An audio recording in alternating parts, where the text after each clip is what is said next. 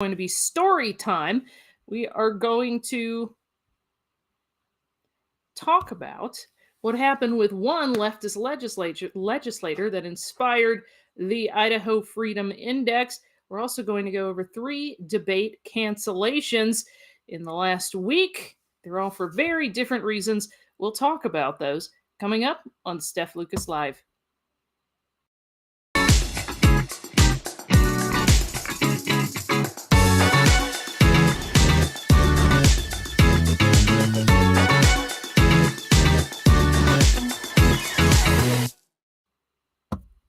Tonight on Steph Lucas Live, the Freedom Index continues to roll out like a stream of purple freedom all over Idaho, for lack of a better term. Help me out here.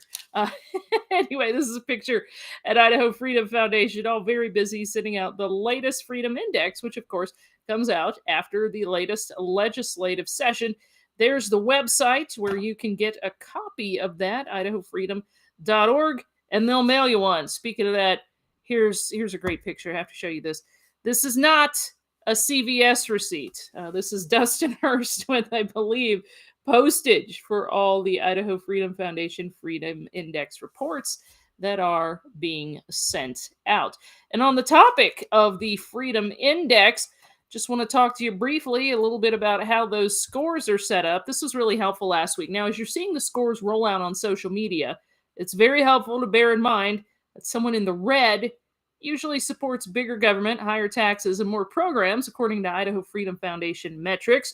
Yellow, they often vote to limit government, but occasionally support less freedom. Green, that means this lawmaker regularly and proudly supports freedom and limited government. Now, last week on the show, I showed you just a few slides that have been rolling out on social media from the Idaho Freedom Foundation. Of course, those are in the red and in the green. There's just an example from District 32. And the IACI scores are there. That's Idaho Association of Commerce and Industry. The IACI scores are there because last week I compared Idaho Freedom Foundation scorecards to IACI scorecards.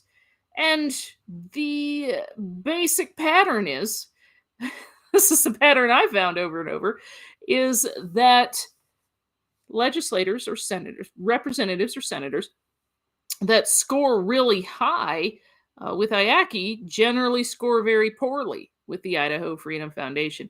As you can see, that comparison of scores there. So we did this is just a little bit of a recap. And again, just pointing out this anomaly. Isn't this interesting? Look at this. Dustin Manwaring, representative here that identifies as a Republican, actually has an F with the Idaho Freedom Foundation, even though he's supposed to be conservative and be for less government. But with IACI, he has a score of 92. So, yeah. Anyway, again, social media is great to look at these, but if you really want the in-depth index, you just go to idahofreedom.org and request a copy of that Freedom Index. What else are we talking about on Steph Lucas Live? We've had 3 debate cancellations in the last week, and these are for, of course, higher office. It all started with Congressman Mike Simpson refusing to debate his challenger, Brian Smith, and we'll get to the reason behind that later. We also have Lieutenant Governor's race. There was a debate scheduled to be televised, and you have Priscilla Giddings running against Scott Bedke. Priscilla Giddings said she did not want to run and cited media bias, concerns about that, at the venue where she was scheduled to debate. And then we have Governor Brad Little saying that his record is non-debatable, and therefore he does not need to debate. We'll see what Wayne Hoffman has to say about that. He's got some excellent talking points in some articles he wrote this last week. Now, he had Priscilla Giddings on the Halftime Report last night, so of course you can go back on the Idaho Freedom Foundation social media sites and find that. But in the meantime, I figured I'd break down some of these articles for you about what's the difference between Governor Brad Little's refusal to debate Lieutenant Governor Janice McGeehan for the office of governor from Priscilla Giddings not wanting to debate in the lieutenant governor race. Well, there are a lot of differences behind this, and we're going to get to that just momentarily. But what I also want to cover here, while we're on the topic of the Freedom Index, is a story that Wayne Hoffman has for us here. And again, you can get idahofreedom.org, but he's got an article you really got to check out: how a leftist legislator inspired the creation of the Idaho Freedom Index. We have some time. We'll talk about that before the end of the show. But right now, let's just get straight to what Wayne Hoffman has said in a couple articles he's written with some excellent talking points about the differences between Governor Brad Little not debating and Priscilla Giddings not debating. Now, let's talk about this. And I'm just going to bring up the slide here. This is titled, the article from Wayne, Giddings Correct About Media Bias in Planned TV Debates. Now, remember, Priscilla Giddings said she just was concerned about bias from the media and the moderators that would be essentially moderating the debate that was supposed to be televised on Idaho Public Television. And Wayne Hoffman's saying in this article, it's not just a concern that it's on Idaho Public Television. And he's saying the main takeaway is that Priscilla Giddings wants a debate. She just wants a fair one in a fair venue. How is the venue not fair? Glad you asked that. Let's go over some talking points that were laid out. Wayne says that these debates are a very socialist-centered affair. Why is that? Well, he backs it up with some information. First of all, the League of Women Voters. Wayne brought up that he almost had a candidate back in 2008 that he made before he was with the Idaho Freedom Foundation, that he was almost going to ask to sit out of this debate over concerns of involvement with the League of Women Voters. He noted in the article that the League of Women Voters openly backed socialized medicine.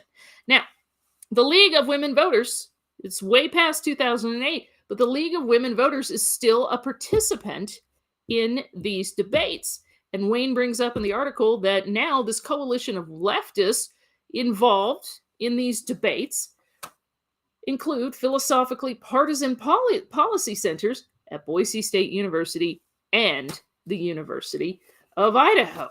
That's not where it ends. He also brings up concerns about the legacy media. Wayne calls them the legacy media. I call them the usual suspects. But I think we kind of mean the same thing, and we're looking at you, KTVB. This isn't even about the Idaho Freedom Foundation and the number of hit pieces KTVB has been running about Idaho Freedom Foundation. This is about how they treat conservatives, actual conservatives, not Republicans that identify as Republicans or identify as conservatives and fail miserably with the Idaho Freedom Foundation scores. Okay, we're talking about how KTVB treats actual conservatives. So he brings up the point that recently KTVB just has dedicated their news coverage to mocking and attacking conservative candidates and office holders. It's their hobby. And it's not just KTVB we're talking about here. Wayne points out that panelists will likely be from the Idaho Capital Sun and Idaho Ed News. I have gone over quite a few times with Dustin as well on Steph Lucas Live about biased coverage from Idaho Ed News, Idaho Capital Sun, right? Wayne just comes right out and says it. These media outlets are openly hostile to conservatives. And don't take my word for it. Just look at some of their articles they've run about conservative candidates. So Wayne goes on to say that it is about time that somebody spoke up. And he brings up the point, again, read it there. Giddings wants a debate. She just wants a fair one in a fair venue. She never said she didn't want a debate. She just wants a fair debate. And Wayne points out that it's about time somebody spoke up. And he says Giddings merely called the press out on their game, right? What game is this? Well, here's what I hear from a lot of legislators, a lot of people running for office. I've seen it firsthand. The game is, and I hope I'm explaining this correctly, but this is what I've seen, is you go to the media, you talk to them under the pretense that they're going to do fair and unbiased coverage and tell people you said what you said, Unfortunately, they take excerpts of what you said and twist it into a narrative aligned with other paragraphs, and pretty soon, before you know it, you just come out sounding like, well, not at all what you said in the first place. So you're misrepresented. That's the game. And it sells headlines. That's what the media wants to do. They want to sell headlines. Okay? And the articles are twisted in a way to corroborate with their wild headline and make it sound like they're reporting factually when they're really not. And I think a lot of conservatives have just had it. And Wayne is pointing out that Priscilla Giddings just said she was done with it. And he said that, of course, it's about time. But he also says it's been a long time coming. I wish more candidates would do the same. So that is what Wayne Hoffman had to say about Priscilla Giddings and the issues with her not participating in a scheduled televised debate. Now, totally different article I want you to read, but if you don't, I'm going to break down the talking points for you.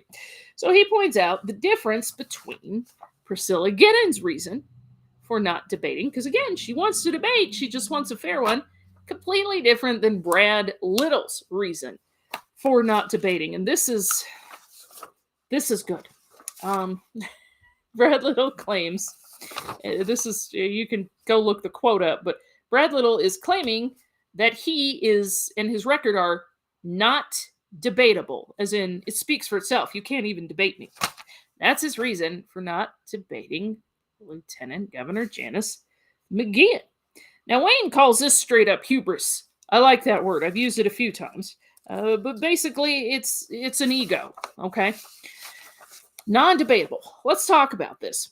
Here's some of Wayne's talking points from this article where he differentiates between Priscilla Giddings not wanting to debate because she wants a fair venue, and Brad Little just saying, no, I'm not going to debate.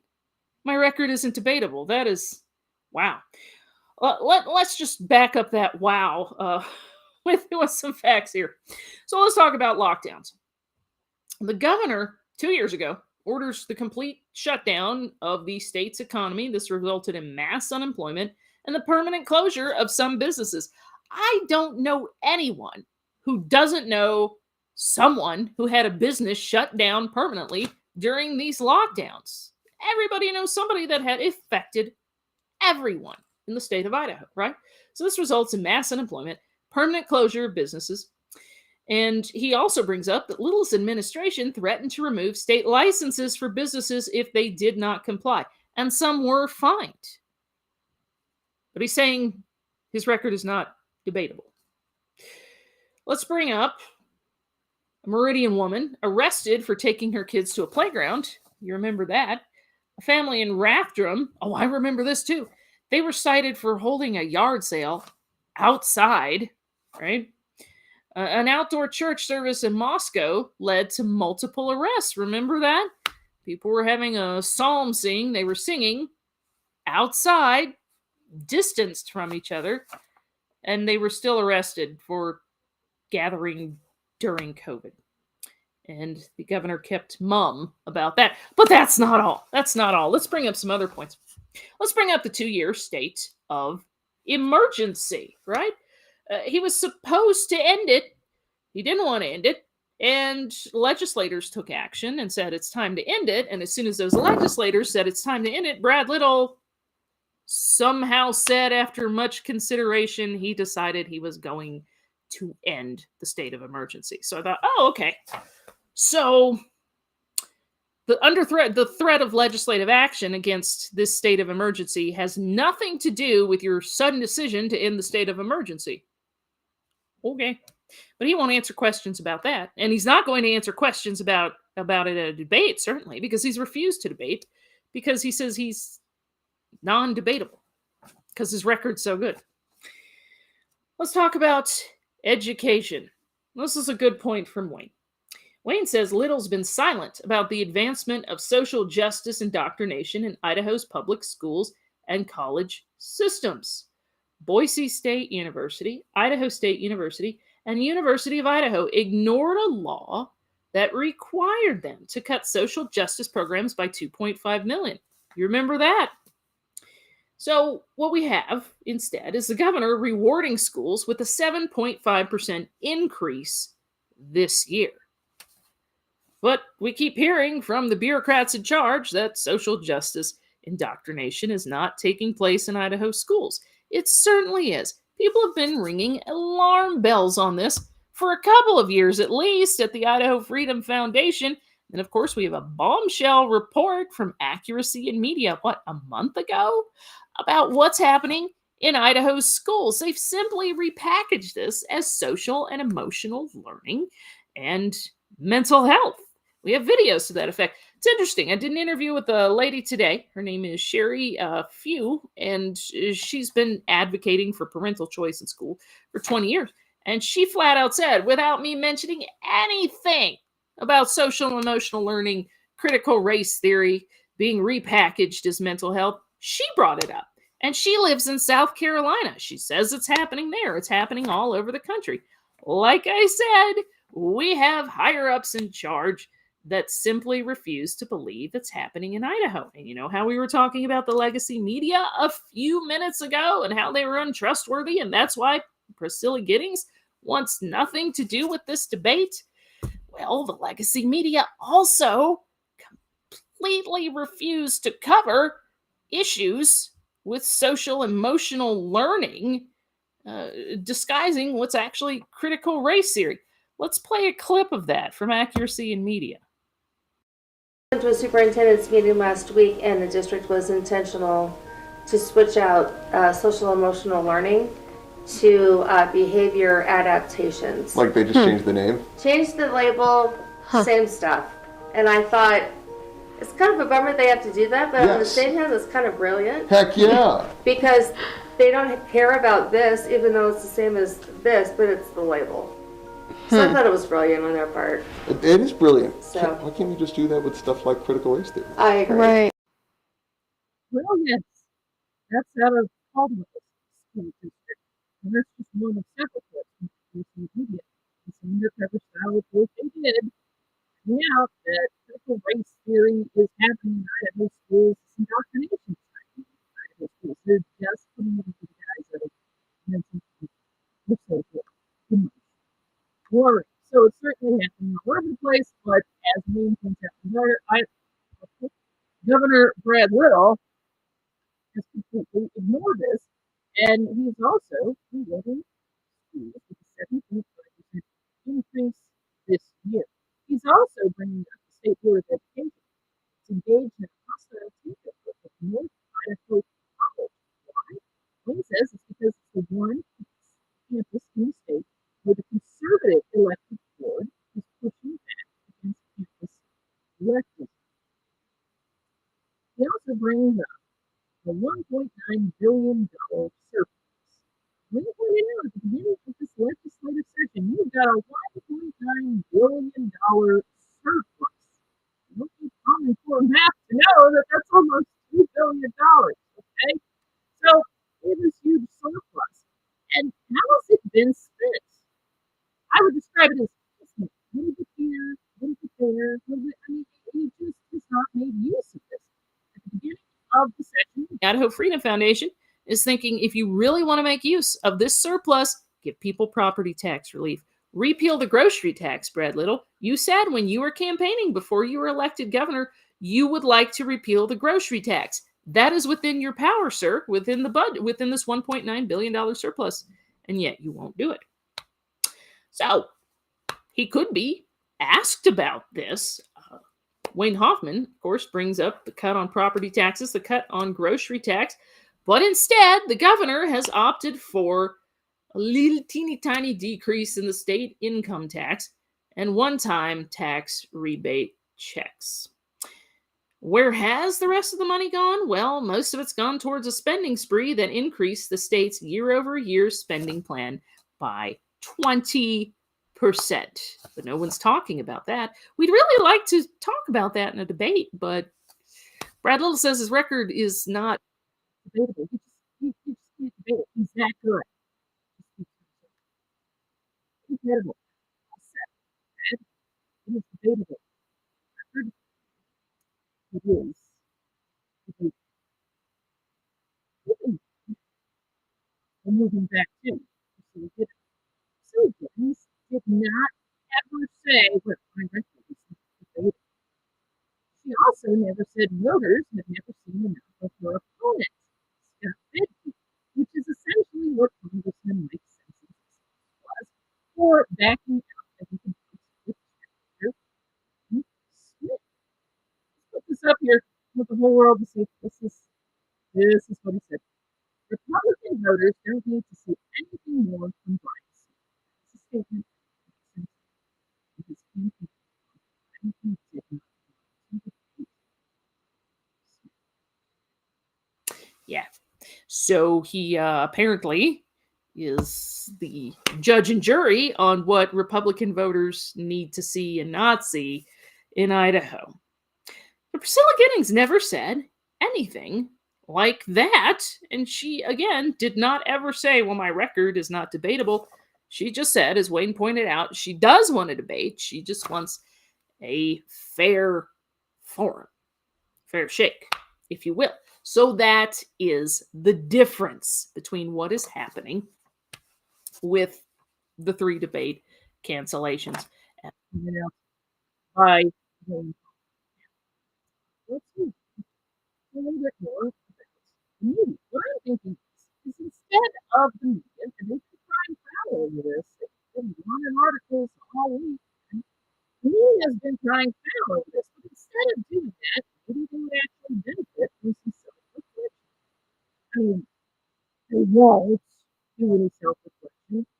Sometimes I do wonder some of these reporters from legacy media in Idaho, why do they get doing anything really pissed? Am I really covering what our TV station or newspaper purports to do and bring fair coverage to our viewers and readers?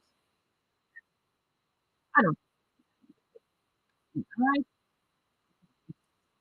Meantime, you'll be here covering that for you. Those are differences. Now, let's get back to the Freedom Index and promo that a little bit more. You just need to go to idahofreedom.org. Ask for your Freedom Index. It's going to get mailed out to you. And it's great to have it on social media. Check out Facebook. Check out Twitter. I mean, they're cranking these scores out. Okay, I brought up some of those. Scores they'll look like this.